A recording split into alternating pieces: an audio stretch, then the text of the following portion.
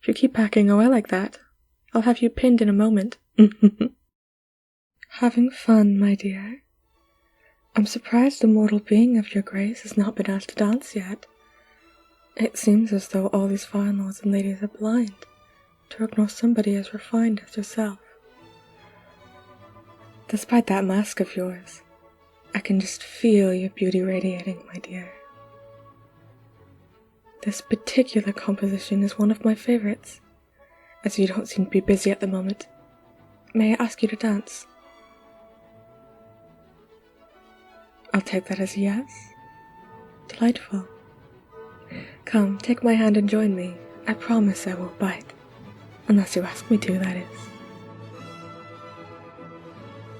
Have you ever been to such a splendid dance before? I must say, I very enjoyed my first masquerade, but this one, the company I had prior to you was rather boring. I do find it somewhat amusing to judge people on their body language and aura, rather than their looks, don't you agree, my dear? I could be a monster beneath this mask for all you know. But if I was, I probably wouldn't be so confident, right? You might never know. In today's time, people have become even more superficial, it seems, only judging others on how beautiful they seem, according to ever-changing standards. Isn't it boring to only talk to those who can afford beauty? I have seen too many volatile trends in my life. They come and go. One day, you must be corpulent and healthy with long, full hair. The next, you must poison yourself to look as sickly and thin as you can. It must be such a hassle to constantly appease to those unreasonable standards. This is why I love these dances more than anything. Now your charm is what sets you apart, not how slim or wide your face is. Of course, it will never be truly impartial. There will always be the fit of your clothes, or the color of your skin peeking through the costumes. But I feel as though it does make a difference. I truly believe those who are not following all trends of beauty know their true virtues are made of grace and intelligence, kindness and courage, not simply a face and a body. Not to say that you aren't beautiful, my dear, but I do believe that you would be just as enticing in any shape you choose. But who am I to judge? I apologize for my rambles. I'm sure this is not what you agreed to when I asked you to dance. So I take it you don't mind. I'm glad you're enjoying my company nonetheless.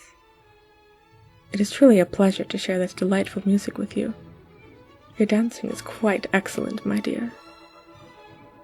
Your elegance is simply ethereal. If I had to guess, I'd say the rest of you would be too.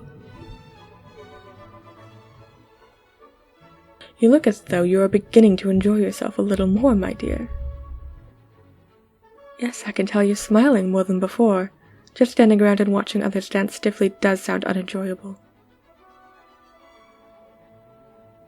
Your dance is much smoother than theirs, much more elegant.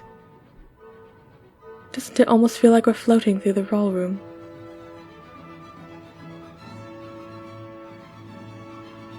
You're truly intoxicating, my dear. And that perfume of yours, quite divine. Such a sweet, alluring scent, though that could be just your natural fragrance. It's quite tempting, I must admit.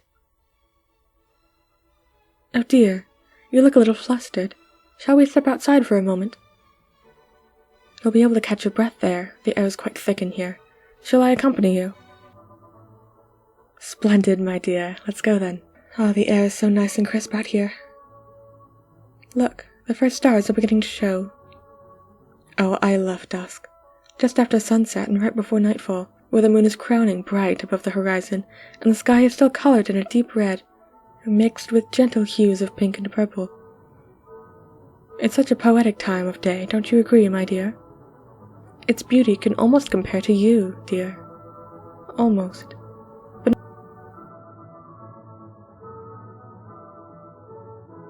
your smell is isolated from the crowd. It proves even more sublime and endearing than I first thought. Oh, don't be frightened now. If you keep backing away like that, I'll have you pinned in a moment. You noticed the change in my eyes, didn't you? But don't be scared, my dear. I won't hurt you. Unless I have your permission. I can hear your heart beating faster, dear. The adrenaline is only amplifying your enchanting scent. I'm sure you can tell I'm not mortal. I suppose it's quite obvious now, my dear. I figured you were the type to read books of vampires. That saves me a lot of time.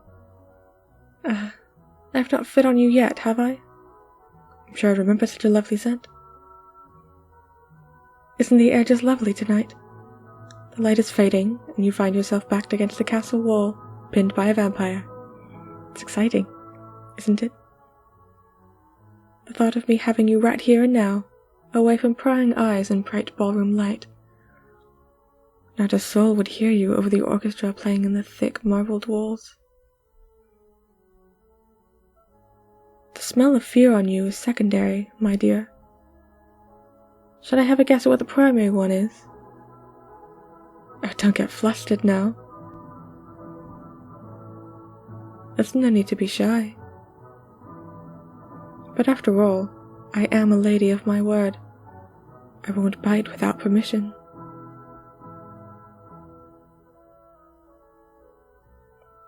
But the way you tilted your head, desperately avoiding my gaze while pressing your lovely neck to me, it almost feels like an invitation. I'm not holding you down just yet. I give you 5 seconds to push me away and run to safety. If you don't, I'll take it as your permission. Look, I'll even take a step back.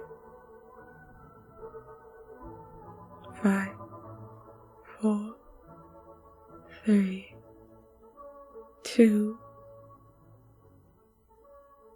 Good choice, sweetheart.